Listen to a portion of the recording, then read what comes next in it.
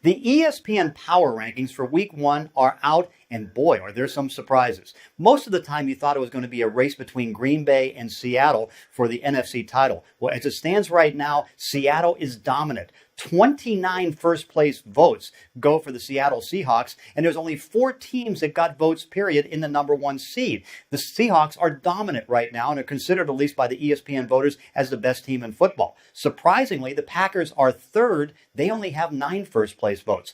In there at second place, despite losing Darrelle Revis, Brandon Browner, 2 running backs, and Vince Wilfork, the New England Patriots. I guess you can see because of the fact they have Tom Brady, they're sitting in the number 2 hole, and 1 vote went to the Indianapolis Colts. A couple other surprises, not in the sense that, where they're placed, but you can still see in the top 12, there are 3 teams from the AFC North: Baltimore, Pittsburgh, and also the Cincinnati Bengals. No surprise, they've been back and forth in the playoffs for the last couple years. Down at the bottom, how about the Washington Redskins? I guess the fact that you've got RG3 that's not going to start the season as a starting quarterback, all the confusion that seems to be going on there, they get the lowest votes. In fact, they go below Jacksonville, which I think a lot of people thought Jacksonville might be 32. At the moment, the Redskins. Still, you can look at a couple teams that are kind of right in that middle, in that 11 to 15. Detroit is a team that you have to watch. You've got Kansas City in there. They're sitting at the number 14 hole. A little bit of a surprise in the standpoint that the San Diego Chargers are up there number 13. But this list right now looks pretty solid.